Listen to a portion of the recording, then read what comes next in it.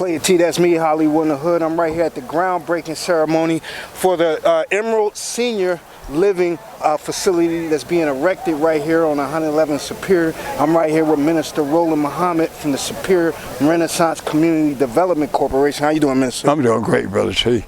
What are your thoughts on this erection of this senior living building right here by Eden?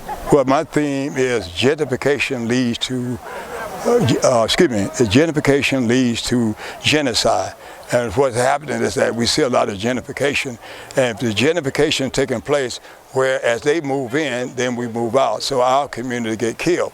And so therefore, if they don't come to like assist us and help us build our community like they come and build senior citizen high rises, then of course you understand we won't have a community. So we oppose to that.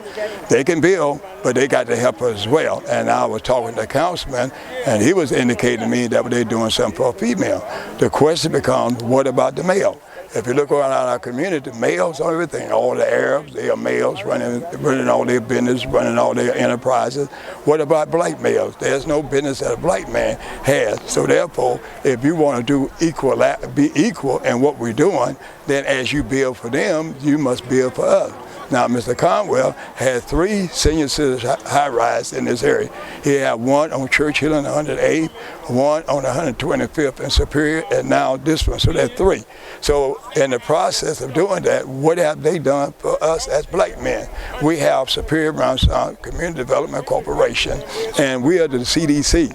So no one has approached us to say, look, men, look CDC, look Superior Renaissance, we want to help y'all to elevate men, to change the condition in our community where you all involved. So therefore, they haven't done that, so we excluded of everything, but our desire is to do what they are doing, but we have the will of God behind us, and with God's permission and God's will, we'll be able to accomplish this despite what they are doing.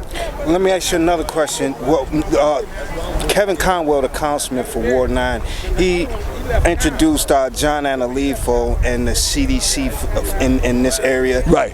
How do you feel about that CDC not reaching out to Superior Renaissance CDC and working together for the betterment of Ward 9? Well, that's the problem we have. You know, no one has reached out to us at all. We've been in the CDC for almost 2 years. August the 31st, we'll be 2 years, and no one want to reach out to. I've reached out to many of them to try to talk to them, and as a result, I got no response, no answer. And the Cleveland Foundation talked with, tried to reach out to Random at Shepherd, try to reach out to even Mayor Bibbs, have not responded. Nobody have responded. And even the Cleveland Neighborhood Progress, I mean, that give annual money to CDC, this year we qualified, but they denied us. So as a result of that, we now on our own, we have to stand our own, but we have to continue to fight to make sure that they stop coming in our community and continue this gentrification, which leads to genocide. How can the community support Superior Renaissance CDC for the betterment of this community? Well, the thing is that the community has to be aware. And if you notice here at this gathering, there's about 10 black people compared to about 30 white people. So the black community, which means that the councilman hasn't done his job. If the councilman had done his job, we had a multitude of black people here concerned and being a part of this process. But since the community don't know, and the community is not informed, and the community is not aware, then the community, you understand, is not involved. And so therefore, they come and commandeer our community at the behest of the councilman. Thank you, Brother Roland. I appreciate it. I'm right here with Brother Wakili, right here, Minister of Defense for Superior Renaissance CDC. What are your thoughts on Emerald Senior being raised here, sir? I think it's a product that you're showing with a white mind and a black behind it. You know, we got all this condition. Look how our people living out here. You're going to build $37 million buildings, but black folks ain't doing nothing for themselves. Yeah. We got to make a future for our children. Yeah. Our children don't look up to us, they looking up to everybody else. Look at the Arabs got their shop set up.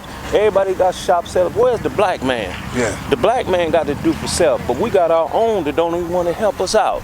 We help everybody else instead of help ourselves. We need to develop our community. Up under Superior Renaissance, we got a plan that we put in emotion. Yeah. You see what I'm saying? Yes, sir. Regardless, if don't nobody help us, God is going to help us. And he going to make this successful. This up under the teaching of Most Honorable Elijah Muhammad, Minister Farrakhan, to do for self. Right. Let me ask you a question. Ever since they've been coming surveying the land and preparing for this day, we've noticed there's an increased police patrol, even by jurisdictions that's not even involved. You know, and you would being a part of defense with the Superior Renaissance. What are your thoughts on that? Well, my thoughts is, you know, up under the teaching of Most Honorable Elijah Muhammad, Minister Farrakhan, Minister Rowland teaches that we have to do for self. We have to police our own community.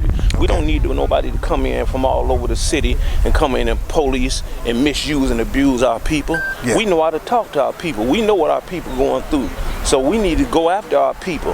That's why we need to patrol our own community. Yes, sir. I'm right here with the Chief Operating Officer of Superior Renaissance Community Development Corporation, Mr. Corey Muhammad. How you doing, Mr. Muhammad? I'm doing well, brother. Player T, how you doing, my brother? I'm doing excellent, man. Yes, sir. Now, I spoke with the minister, and I spoke with Minister Rowland. I spoke sir. with the Minister of Defense. Yes, sir. What are your thoughts on Emerald Senior being raised right here on Superior?